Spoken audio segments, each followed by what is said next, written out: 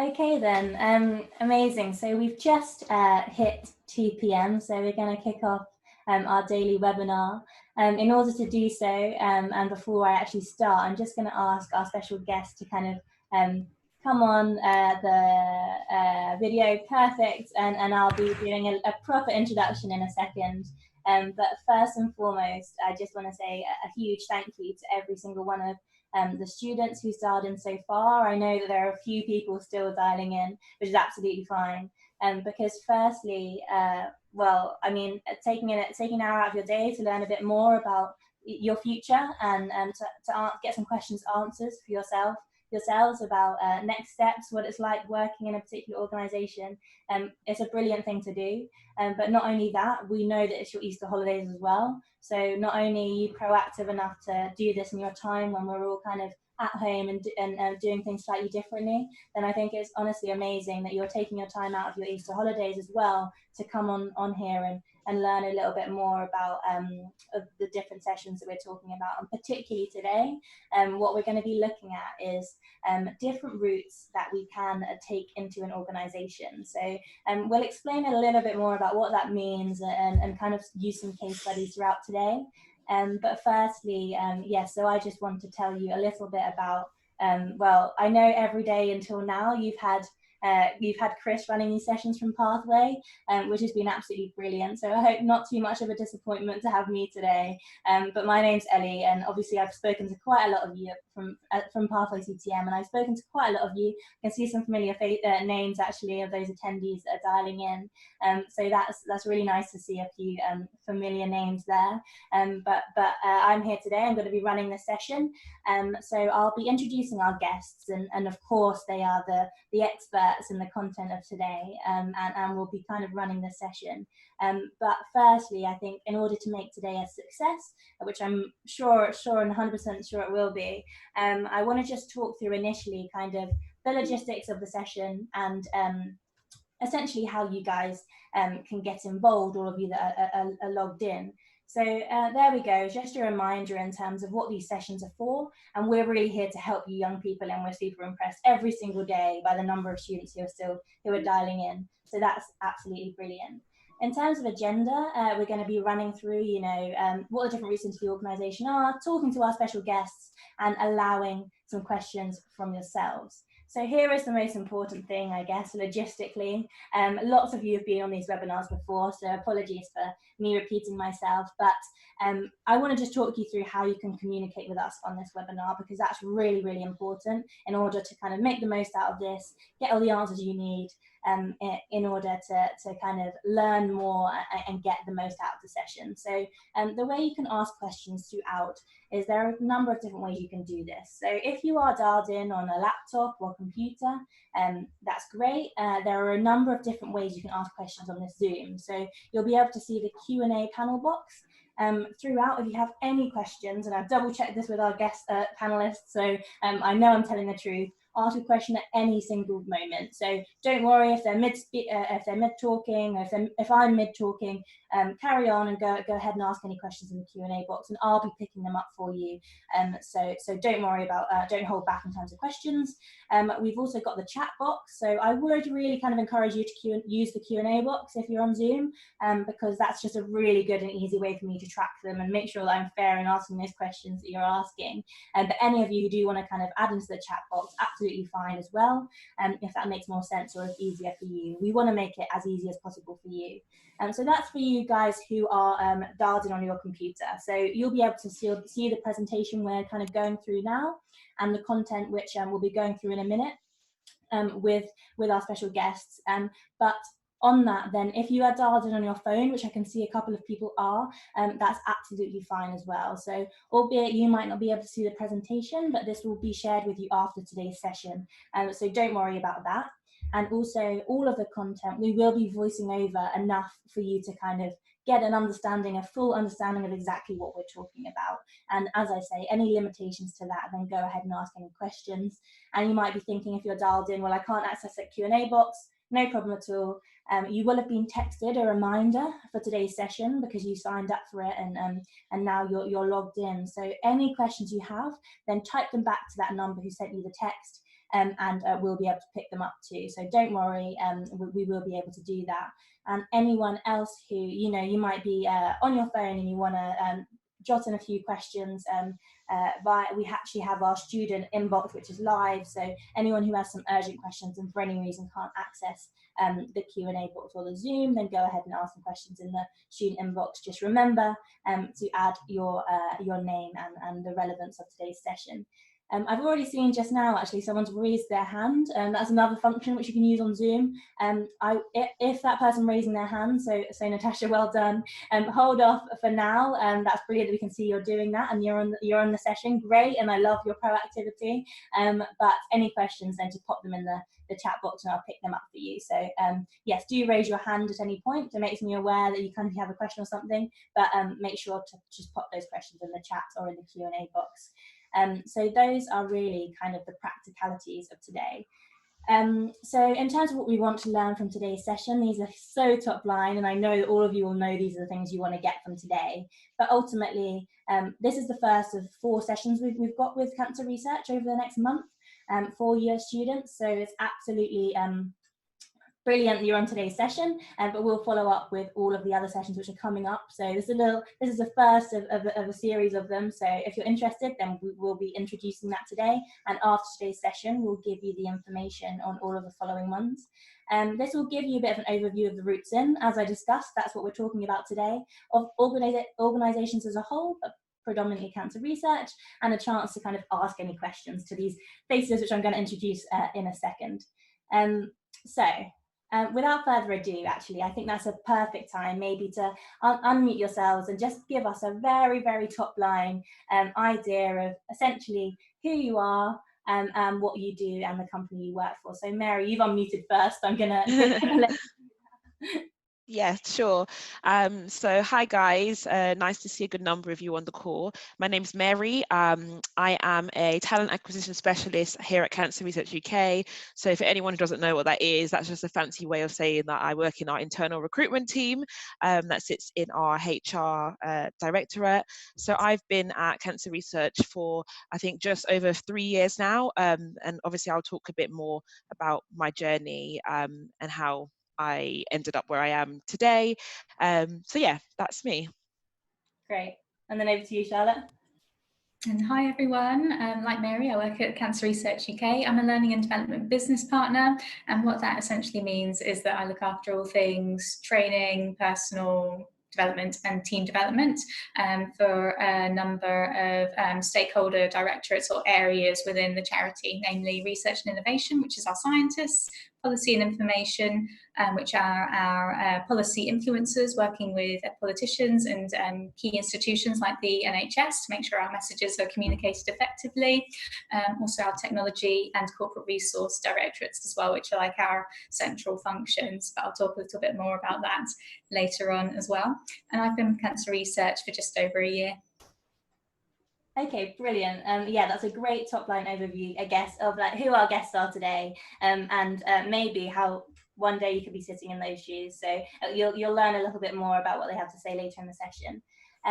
In terms of what we're covering today, then a few of you, or the majority of you, who might have had an outreach session from us earlier in the year, might find this slide familiar. So what we've always said to you from a Pathway CTM perspective is just thinking about those next steps for you, looking at what your options are post-school as a school leaver, and looking towards the world of work. And I think that's really, really relevant to bring back to today's session. So not only are there multiple options out there for you, but we're kind of talk to you today about what those options are and what they could look like for you.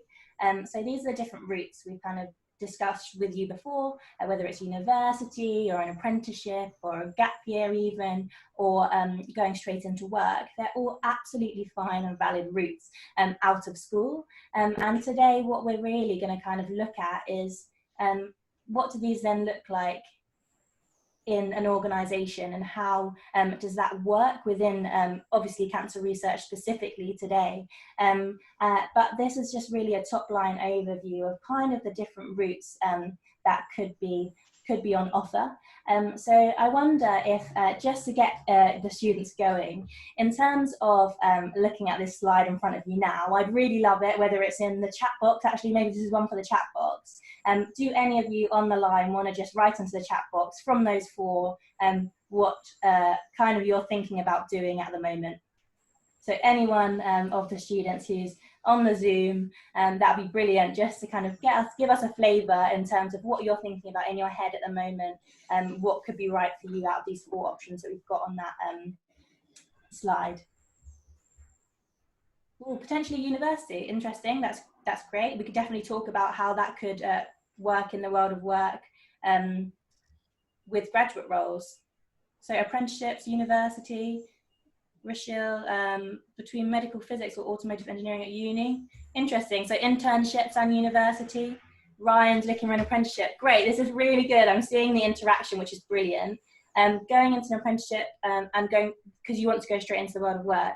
I think this is a really good way of kind of showing students you're engaged and you're kind of thinking about what those different options might be. And it reminds Charlotte and Mary before this session that actually we've got a big range of students wanting to go and do different things at different places. So it just shows that there's lots of different ways in to a particular organisation and ways out of school. So yeah, we've got into the Q&A box, we've got graduate roles. So that's interesting. So we're seeing kind of university or apprenticeships potentially as the ways of work. So I'm just going to share now the presentation. So we're going to go into which I'm going to hand over to Charlotte, who's going to talk through this presentation. So that now we're moving over to Charlotte, who's going to be handing over in terms of cancer research. Now we've got some ideas of the students which are on the line and what they're interested in. I think it leads nicely into, from cancer research perspective, a bit of an overview of what that looks like when you leave the school space and move into that kind of employment area, what those different routes could look like. Brilliant, thank you. So I'm going to start off with just giving a little bit of information about who we are as a charity for anyone who's maybe a little bit less familiar with us. So Cancer Research UK employs around 4,000 people from a really diverse range of backgrounds, and they're all amazing at what they do. United by an ambition to beat cancer, they bring the courage and resilience to try new things until that day comes. From research and technology specialists to fundraising experts and everything in between, all are key to driving forward the scientific research needing to make an impact. A career at CI UK really empowers you to grow, collaborate with experts in their field, and take your position in leading the fight against cancer. And I think together we make a real difference in changing lives. To achieve our goals, we believe that our 3 Cancer Research UK beliefs should drive everything that we do. And when recruiting for roles at CI UK, we really look for people who can show courage, problem solve, and work collaboratively to enable us to get where we want to be. Thank you very much. Can we move on to the next slide? So just to give you a little bit of a flavour for how we work as well, we have loads of different roles, as I mentioned, but just to sort of like break down a little bit in terms of what they really look like. So we have teams within the organisation who engage with patients in the fight against cancer, so really sort of like working with those who have like lived experience, campaigning for the best cancer services, developing new cancer treatments as well, and working with other policymakers and health professionals to prevent cancer. So we have a really collaborative approach as a charity. We don't see ourselves as just like one organisation on their own. We really try and partner with as many places as we can. And of course, fundraising is really important for us. We have lots of teams who focus on bringing in the money that we can use to fund our life-saving research. I'll hand over to Mary now, who's going to talk a little bit through the various routes that you can go through to start a career within cancer research. Thank you, Charlotte. So yeah, as we saw before, there's kind of 4 different key routes into any organisation, and that's the same for us and our careers at Cancer Research UK. So whether you're going to be a school leaver or a graduate, or you're just someone looking for a career change, there's definitely different routes, and there'll be one that's best place for you. When you join us, you're doing something different. You know, we're very much obviously about our key cause, you know, and that is obviously saving lives. So we're quite ambitious, we've got big ambitions, and that feeds through into all areas of the charity. So just on the screen there, you can see some of the routes into the business. The first one is apprenticeships. So I know some of you in the chat said that you were interested in apprenticeships. So we offer apprenticeships across the whole organisation, but mainly in retail, technology, finance, and customer service kind of focused roles. We don't have a specific time when we recruit our apprentices, so these kind of become available as and when there's a need in specific teams. And this is something that you can see on our jobs board. All of our roles, our routes into the organisation are advertised externally on our job boards, so that's a good place to look. When you come onto an apprenticeship, you get the opportunity to work towards a professional qualification, as well as gaining some valuable work experience. So it's kind of like doing two things at once. So it's really one of the good routes to go into. Of course, you're going to be supported by us in the organisation to get your qualification. So about 20% of your time will be off the job study time, and the other 80 will be kind of on the job. So you're learning on the job, direct like work experience live in the field, but you're also studying towards a qualification. So that's quite handy. We've got entry roles. So entry roles are just standard ways into the organisation. So applying for maybe a junior or entry level kind of role. That's the way that I came into the organisation, and I'll talk a bit about that later on.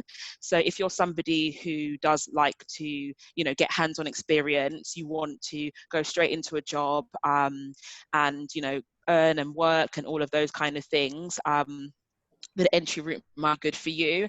And with the entry routes, again, you know, it's almost, as they say, that phrase, getting a foot in the door. You can sort of like move around, find what you're most interested in, and kind of work your way from there. So that's a good route. We've also got internships. So we recruit our interns 3 times a year: January, July, and September, and they're usually around 3 months long, although some of them can be longer. Our intern roles, again, they're all offered across the whole organisation. So anything from technology, fundraising, policy research, HR, finance, and even lab-based roles. You can do an internship in that, so that's a good way. They're paid internships, so you can earn as well. In the same way that the apprenticeships are also paid, I'll just to say that as well. So all the routes are paid, so that's good. You can learn and earn at the same time, which is really good. The good thing about internships is there's no educational requirements, so this can be literally for anyone. So again, whether you're a school leaver or you have a degree or you just fancy a career change, you can go on to an apprenticeship at any kind of point. An internship at any kind of point. So all we're really looking for are kind of the key soft skills: people that are motivated, people that are passionate, enthusiastic, organized, resilient, you know, good communicators and adaptable. So these are all skills that you probably will have, and you can really tap into them on the internship and gain a lot of other skills from that, like direct work experience. The recruitment process is usually, again, advertised online, so it'll be an online application. We do things like situational judgment tests, which might sound scary, but they're not. Usually these are going to be done online, just quick tests, just kind of about how, you know, you work. So it's just for us to find out a bit more about you, and then the process is usually just a face-to-face interview with the person that will probably manage you.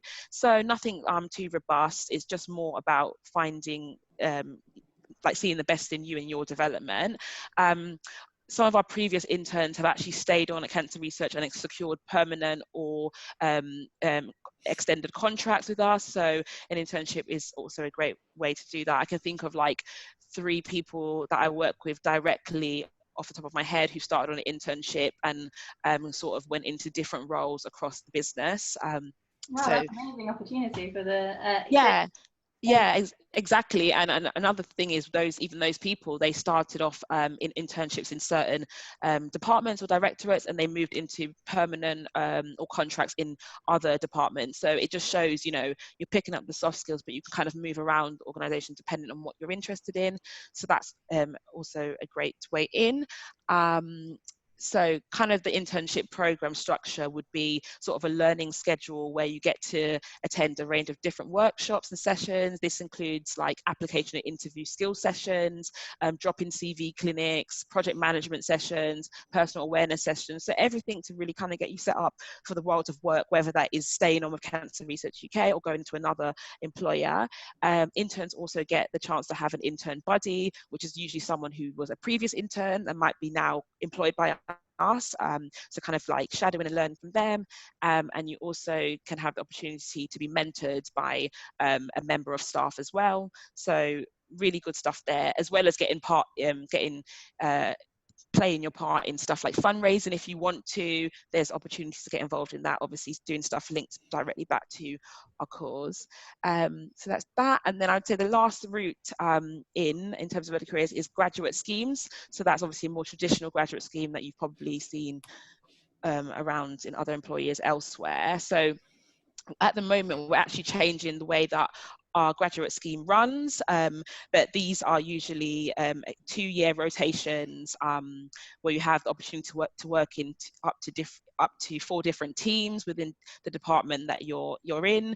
Some of our grads have actually done cross-department rotations. So, for example, I've started on the HR graduate scheme and rotated into research and innovation. So a lot of opportunities there. And we usually start to recruit for these graduates in autumn, and then they start with us in September, the following September. So yeah, so those are kind of the 4 key main routes for early careers and stuff that might be relevant or appropriate to you. So so we've had a couple of questions in. So from Karishma. So hi Karishma, I know you've been in a couple of our webinars. I think that's absolutely brilliant. The question is, do you have any law internships? Anything legal related? Don't worry if not, but so not specifically. Again, with the internships, sometimes it's based on the business need. So we do have a legal team within CRUK, you know, made up of solicitors and such things. So dependent on whether there was a need for that team to recruit, then there could potentially be sort of an internship in that way. At the moment, it's not a traditional one that we have set up. But again, you know, we're really about getting in the best talent and like developing this talent. So if there is the need, there could potentially be that. But again, as I was saying, with the internship, it's a lot about, you know, developing key skills and experience that's kind of relevant across all jobs. So whether it's law specific or not, it's still something worth doing, because, you know, if you're going to go into a law career in the future, there'll be stuff that you'll pick up and that you can put on your CV, and that will be really useful for you to utilize in the future in whatever career you go into. Definitely agreed. Yeah, Karishma, make note of that, because then you can use it and thinking towards applications in the future. Secondly to that, so this is a really good question from Chinmay. Do you offer any work experience or some internships for year 12s hoping to go into scientific R&D or anything similar for anyone doing A-levels? So obviously it sounds like you've got those kind of 3-month programs. Is there anything more short term which kind of year 12s could be looking at now?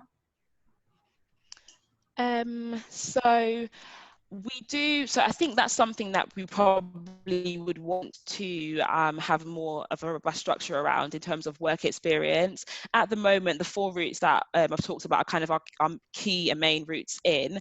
I think work experience could be something that we could definitely look into, but that I don't know yet. I don't know, Charlotte, if you know any different from the L&D perspective. No, not as far as I'm aware for research and innovation at the moment. I think they tend to use the apprenticeship and graduate route mainly.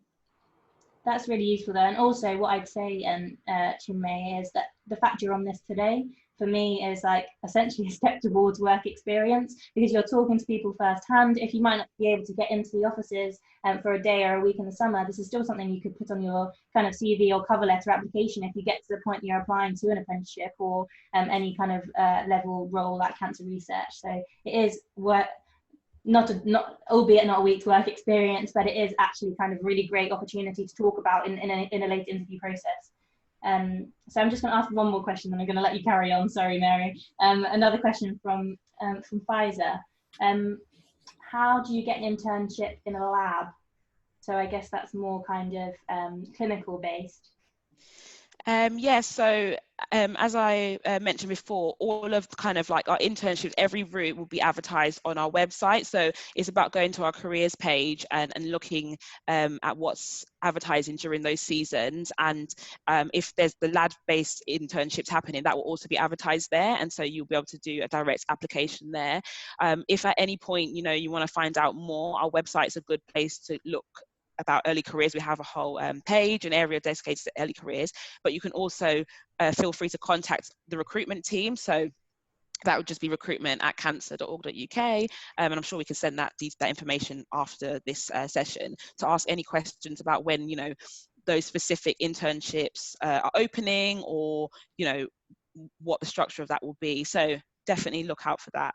Absolutely, and also just for Pfizer to second that, we're in close communication with the cancer research team. So any kind of opportunities or that come about, then we'll make sure that everyone who's on the session today, we know you're interested in cancer research, and you'll be on our hot list to get those kind of updates that we get through the team. So enough questions for now. I'll let you carry on. Sorry. So yeah, and then that was essentially it in terms of the career routes in. So I'll hand over to Charlotte to kind of move along. Cool. So when Mary and I were asked to do this session, we were both asked to create our own career paths, which is, I suppose, sort of like maps out our journeys that we've both been on to find ourselves at Cancer Research UK. So I'll talk through mine. The place I've chosen to start is with my university degree. I went to Bath and I studied social sciences there. The main reason why I chose that course was really because at the time I just didn't know what I wanted to do. And I thought social sciences was a really nice broad degree. It had lots of topics within it that interested me. So that's the topic that I chose at the time. And, what is it now?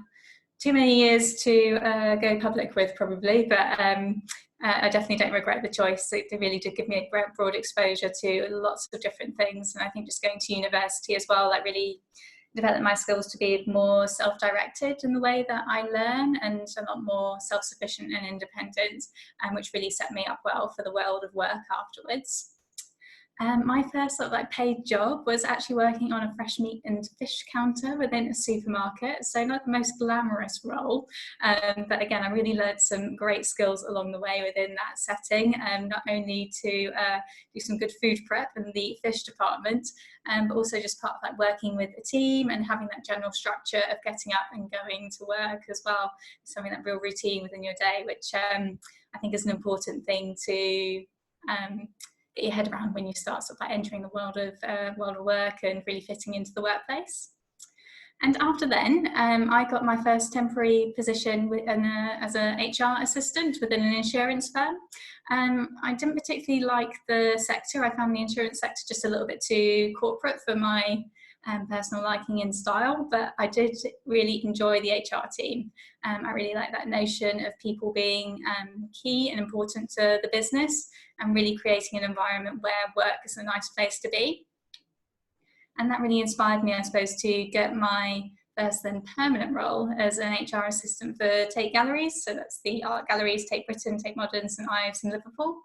And being an HR assistant there really helped me to gain an understanding and overview of all the different roles you could do within an HR human resource team. So everything from like recruitment, payroll, employee relations, and then a little bit of an insight into learning and development as well, which is where I ended up eventually. During my time within Tate, I started studying towards my CIPD, and this is the professional qualification associated with being a human resources practitioner. And in order to do that, I studied part-time in the evenings whilst maintaining my full-time job. And I think that really gave me like great time management skills. It was really hard work at the time, working all day and then going off to uni from 6 p.m. to 9 p.m. twice per week, and then having to manage all of your assignments and things on top of that. But it really helped me to gain more skills, I think, as an HR professional. And so that it gave me a bit of an insight into the reasons why we worked the way we did in our team at Tate.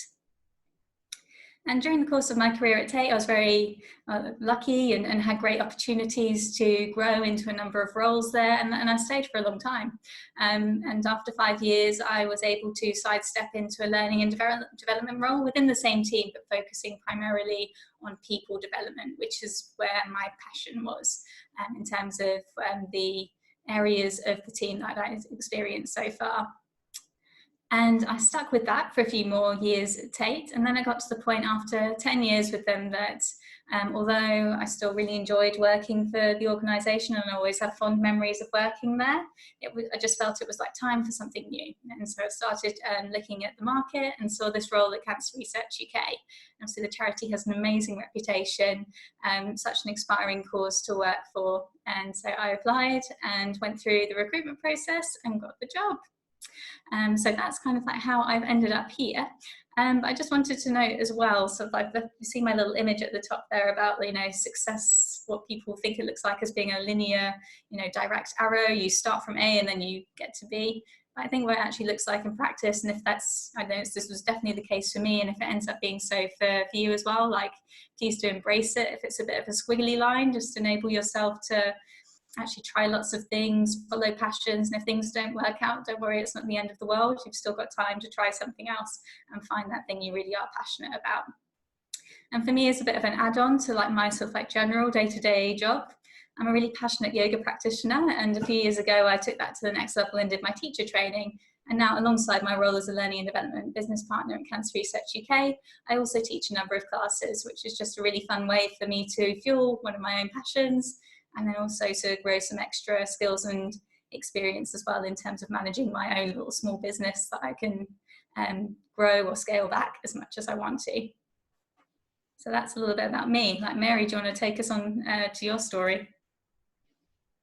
Yep, definitely. So we'll just go to the next slide there.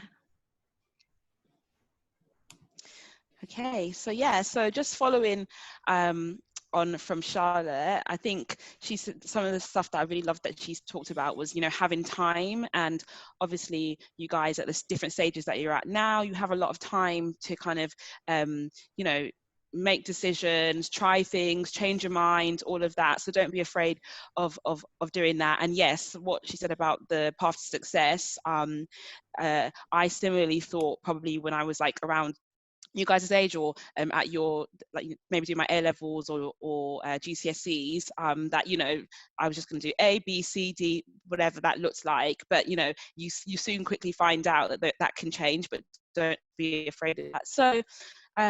So yeah, so my journey starts. I went to school in East London. I was somebody that was kind of like in between, knowing that like academia was somewhat important, but also like being quite a chilled person, just want to have fun with my friends and things like that. So I don't think I specifically had a sense of exactly this is what I want to be, or this is what I want to do, but I knew of some of the routes into like the working world. I think it's a bit different now than it was maybe like a few years ago when I was making those kind of decisions. I think there's a better understanding now of apprenticeships, internships, all the routes we talked about, and seeing them as just as esteemed as maybe like a graduate scheme or any other route. But when I was kind of coming out of school or sixth form, so to speak, university seemed like the next thing to do. And that was the one that was kind of mostly talked about or recognized or known. So I just ended up applying to university, as you do. So I went to university to study English literature because that was something that I was interested in or good at, and I had done it at A levels alongside some other humanities, but I thought that would be something I'd be interested in. So I went off to Manchester University to do that, into Manchester so that I could kind of leave London, go away from home, try something new, get that experience in. And that was definitely a stretching experience for me, not just in terms of learning, but also like personal growth.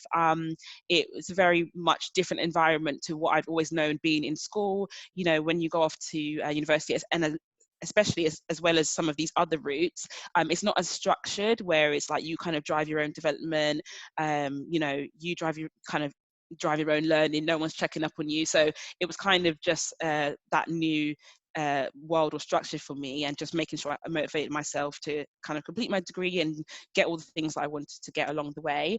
Whilst I was at university, I did some sort of like casual work during my spare time. So I think that's always a great thing to do, is to where you have time, even now studying, there's loads of like casual, flexible jobs that you can apply for and get like some quick money in your pocket money, but also it will really help you when you go out into the world of work, to have something on your CV to say, you know, I've experienced the working world to some extent, and I've done A, B, or C.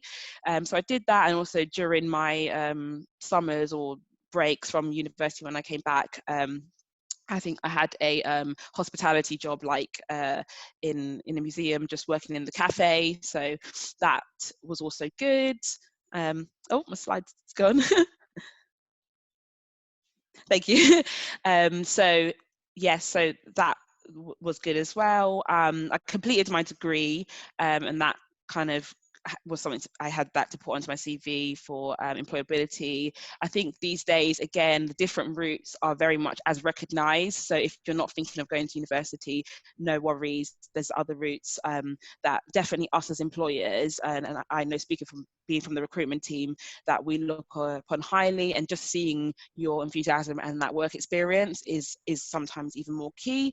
So my first job out of university was in like a small privately owned company. So I worked for somebody, and it was in a secretarial role. For me, that was quite good because it was a small company, so I gained a lot of responsibility quickly, but it also gave me a chance to ease myself into full-time working and, you know, like an office environment and that sort of thing. I think it's very important to know your own kind of like working style and try those things. So for me, that was a good way to ease in without being overwhelmed before I went into maybe a bigger organization such as the one I'm in now.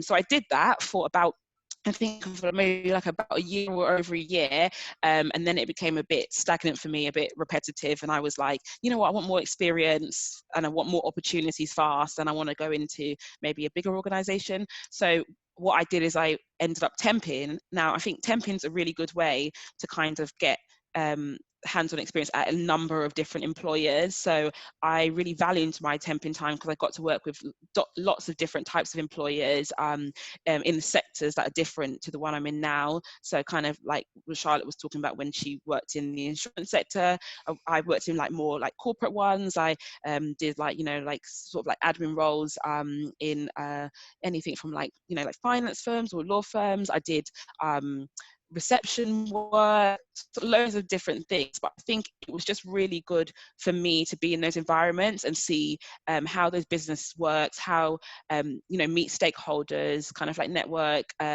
see, you know, their ways of working, and get a bit more confidence for myself in terms of like the working world. It's also a really great non-committal way to get that experience, because obviously as a temp you can, you know, do your temp work, get that experience, and then leave. So that was really good for me to be able to decide exactly what kind of sector I wanted to go into and think and stuff like that. So I did that alongside looking for opportunities online to see where I could do, again, casual work, maybe like online things. There's loads of like online flexible work that you can do to get like a few bucks really quickly as well. So I did that. I then felt that after doing that temping, so I think I probably did the temping for about 6 months, and then I thought, I want to get a permanent role in one place, so to speak, and not keep moving around. But I felt so much more confident having done all that temping that I knew how to maybe go into an organisation that was more aligned with my interests and my goals, and be able to, you know, do work there. So that's what I applied on an entry-level route for Cancer Research UK, and I got a role as an administrator in the HR team. That was good. I came on a 6-month contract, and I think I did that role for 3 months. And again, all of my experience from doing similar things when I was temping and when I worked in that small private company really gave me the confidence to kind of do this admin role at Cancer Research effectively. And so when an opportunity came up within HR in the internal recruitment team, I felt confident to go for it. So so I did, and then I went into a coordinator position in the recruitment team. From being in the administration role, I was able to work across different teams in HR, and I kind of saw recruitment as something that seemed to be very much aligned to my skills. Like, you probably noticed I'm a talker. So I like to talk. I like to be in a maybe more customer facing kind of role, and recruitment is like the first point of contact into an organization. So I was very interested in going into that. So I applied internally, became a coordinator. So again, that was an entry level role in recruitment, and it gave me the chance to learn the recruitment, to shadow maybe some of the more senior people. I then took a sideways move within that team, and became a coordinator for a different area. So I'd started as a coordinator for retail. It was our trading stores, so all of our charity stores that you might see, supporting the recruitment there. And then I became a coordinator supporting some of the other areas across the charity, so like our communities, that's our local fundraising teams and things like that. And I really gained a lot more experience there. In that role, I got to do a lot more of the leading on my own recruitment. So it was really good. The team really gave me that opportunity. And then when a specialist position came up, I then was able to apply for that confidently and secure that position. So that's the position I'm in now, and that helps, and that sees me owning my own recruitment and my own desk and bringing in people into the organisation.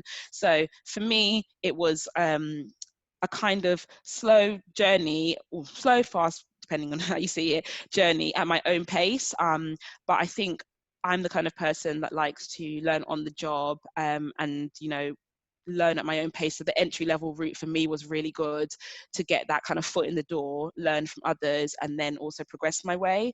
So that might sound similar for some of you, or more appropriate for some of you than some of the other routes, or the other routes might. But just to kind of caveat this whole thing, it's just really about doing what's right for you. So don't worry about what your peers might be doing, or what they're, if they're going on to apply for loads of graduate schemes, or they're doing all of that.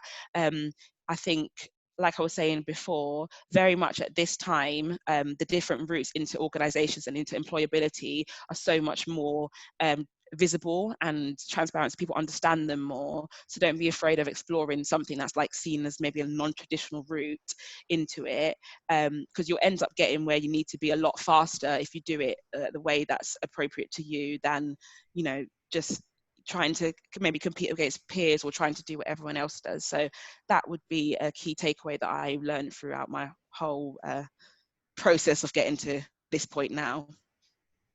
Well, thank you. Brilliant. Actually, both of you. It's so nice to hear actually some like alternative what you've done. Actually, it's really interesting. Both of you have had really interesting, exciting different routes in. I think that also it shows that you can do it one way, as you say, echoing exactly what you just said, Mary. Like, there's no right way to do it.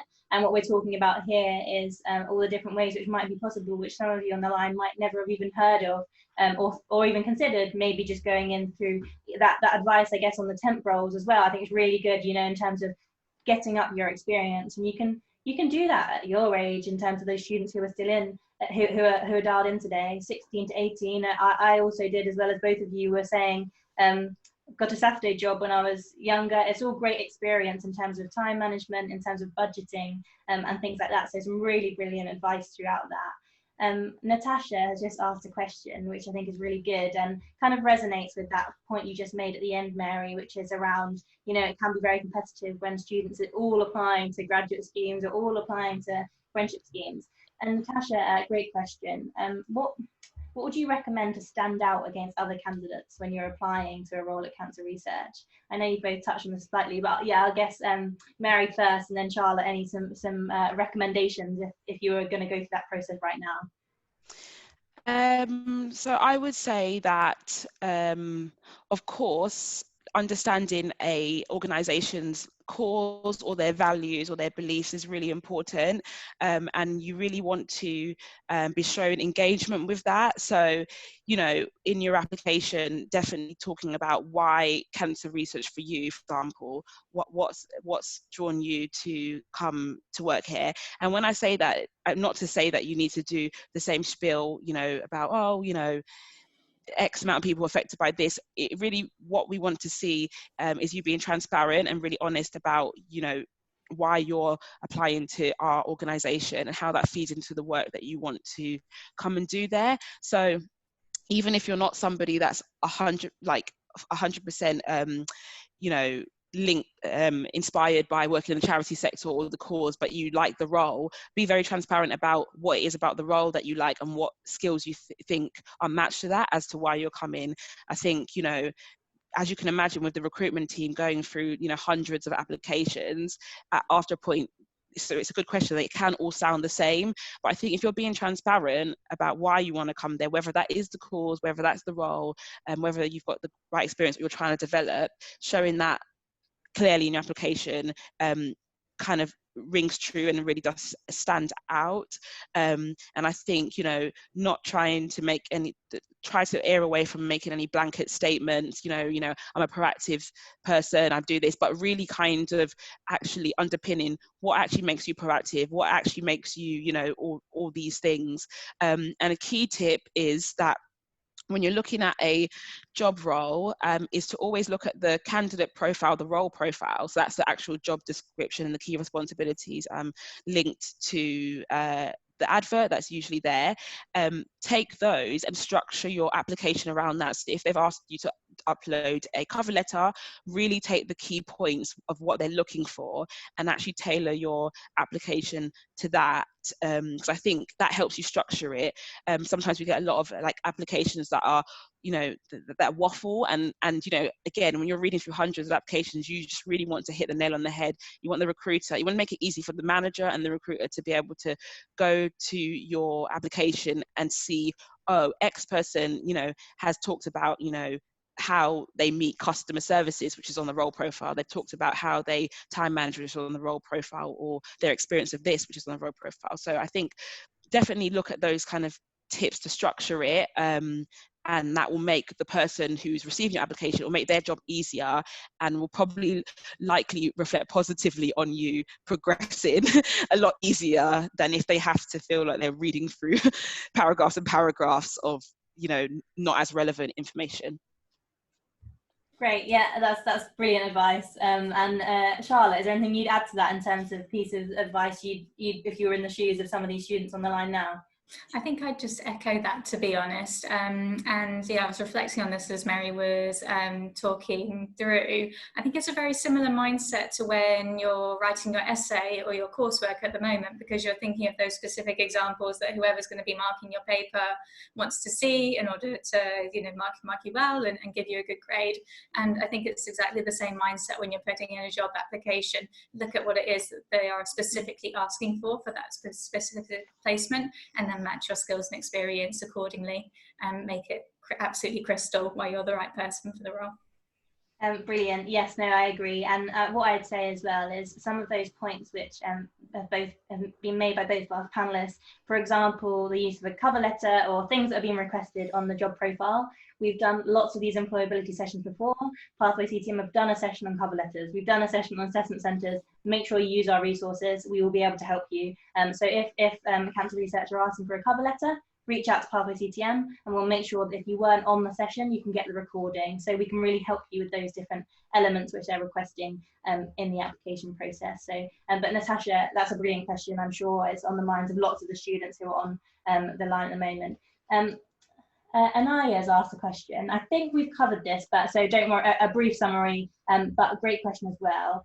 Are there any opportunities for 16 to 18-year-olds? Thanks. So I guess we talked about those kind of apprenticeships and internships. So those are applicable for the 16 to 18-year-olds, aren't they? Yeah. Yep. Okay, perfect. So as we said, we'll be providing updates as they go live with our relationship with cancer research. So Anaya, don't worry, you'll be kept in the loop when it comes to that. And I'll just cut in there and also say that aside from these routes, if you want to get some experience, you know, at this time, volunteering is also a really good way to get work experience. And we have a lot of volunteering opportunities, mainly in our retail stores, but they're still good, you know, to put on your CV to understand our ways of working in maybe the trading area. And it doesn't mean that, you know, if you volunteer in retail that you're not going to be relevant in the future to then go into one of our other areas of the business. So I think getting that kind of experience as well is something you could do at any time. Absolutely, and that reminds me actually, so as I said at the very beginning of the session, we do have a few kind of webinars coming up with Cancer Research. That's every Tuesday at 2 p.m. and we have a session in 2 weeks' time which is on volunteering and fundraising. So if that advice from Mary kind of rings with you and you're like, actually that'd be really interesting for me, then hold tight, because we will have a session which will talk in detail about how you can kind of get involved in that, and some first-hand examples of people who are doing that at the moment. So if that is interesting, then definitely dial in for that one. A question from me then. So I know, Charlotte, you added on your journey the element of kind of extracurricular and the importance of that for you. Would you say that's something which is important, like generally? So if you're the students which are on the line, I guess, yeah, from my perspective, I'm always like, it's really interesting to hear about those extra things you do. And has that kind of guided some of the been involved in any of the job applications or interviews you've ever had before? Gosh, I don't know about sort of like specific interviews, but I think, you know, really embracing your whole self as a person and bringing that self to the workplace is a really important thing to do. So I think when you are like thinking about jobs, think of them in like a really holistic sense, rather than just being like a means to an end to pay the bills. Like consider what it is you're really interested in and how it connects maybe with other things that you like to do in your wider life, because that will give you probably more chance of really enjoying and therefore succeeding in what you decide to do.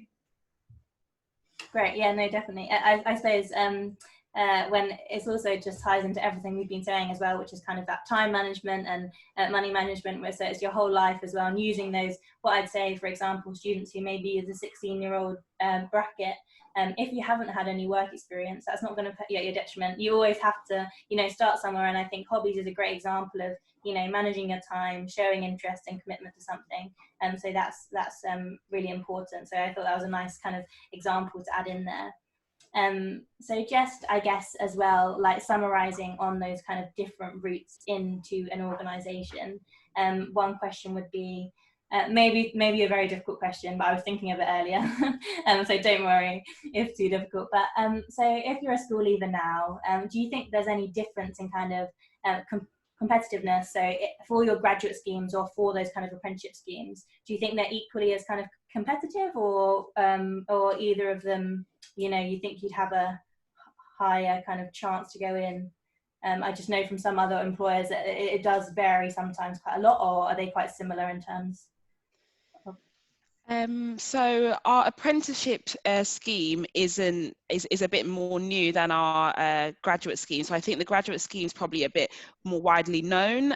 So that would probably attract slightly more applications than the apprenticeship. However, I'd say that as the apprenticeship is becoming more known and definitely the drive and people's ambition to go on it is increasing. So I wouldn't say it's necessarily not that it's not as competitive. I think it was just maybe more of a visibility thing in terms of apprenticeships are very now much something that is understood in the same way that graduate schemes are, and are on a lot of employers' agendas. So they are seeing a lot more interest as well. And then again, obviously, like I was mentioning before, our apprenticeship, we kind of recruit them as and when there's the need for that kind of in the business, whereas the graduate scheme was a bit more structured and robust.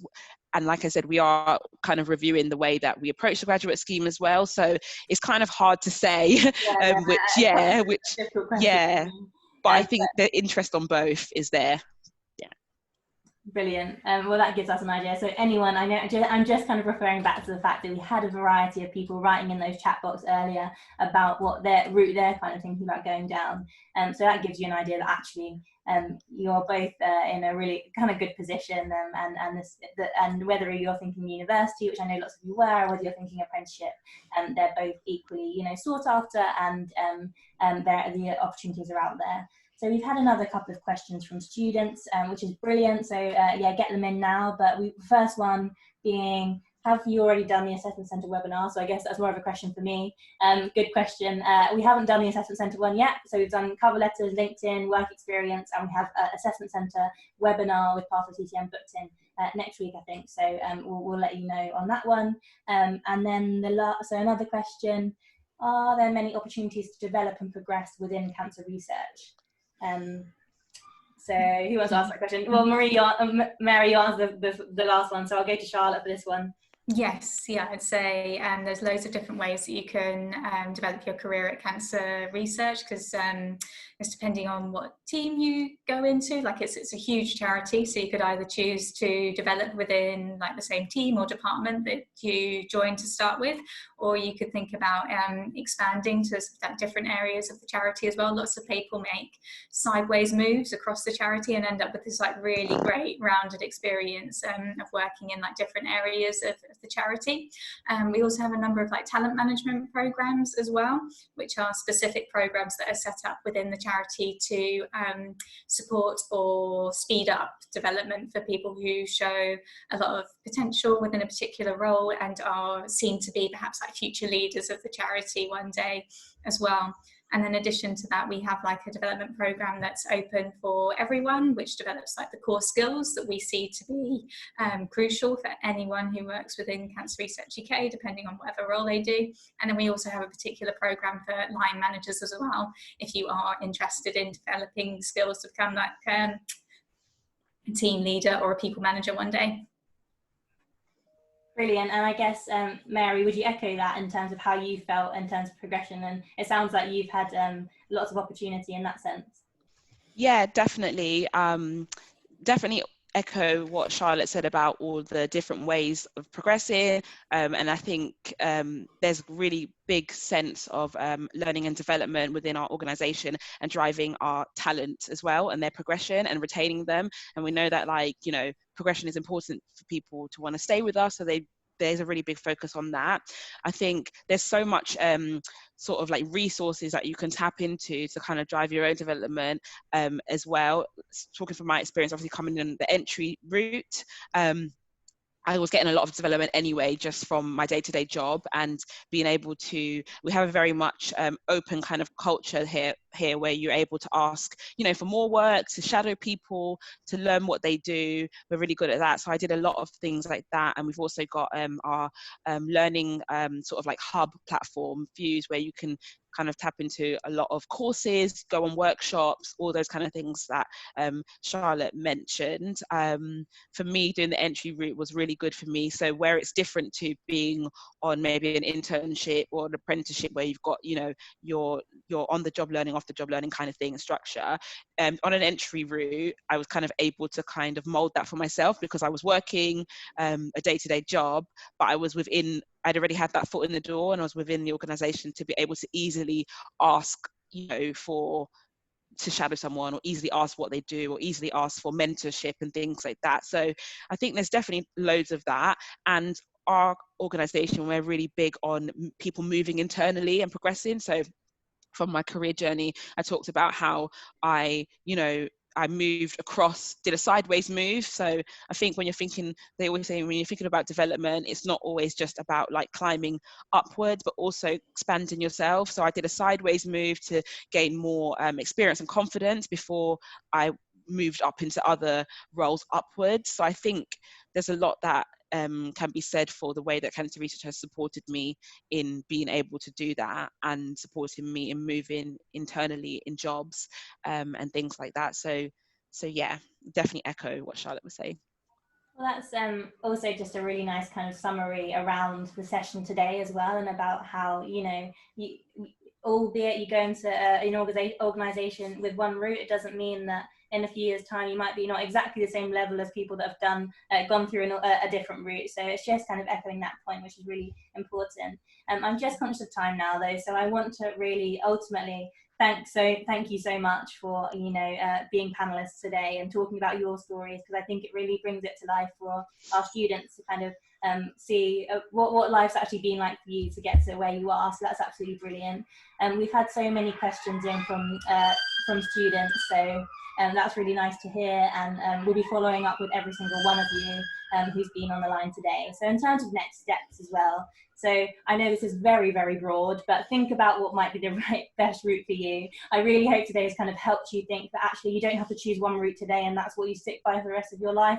It's really not the case, and all three of us can kind of confirm that from our careers, I think. So we've done our Q&A, and we want to kind of leave on this last frame for you. So as always, I know lots of you are familiar faces who have been, not faces in terms of people that have dialed in. It's great to see so many of you coming back on the sessions every day, and we love to hear that. Any of you who haven't yet, do follow us on Instagram, because we do update in terms of our sessions and things that are coming up. So that's Pathway CTM on Instagram, or any kind of query, then do email us at student@pathwayctm.com. We'll be following up from today's session with every single one of you who's dialed in, just asking about how you found the session, and providing that feedback to our guests at Cancer Research. But ultimately, it's been absolutely brilliant, and we thank you so much for your time. So thanks again. Any questions from the students, then do email us in, and you know that Pathway CTM are always here. So thank you so much for today's session. Thank you. Thank you very much, everyone. Good luck. Bye. Yes, awesome.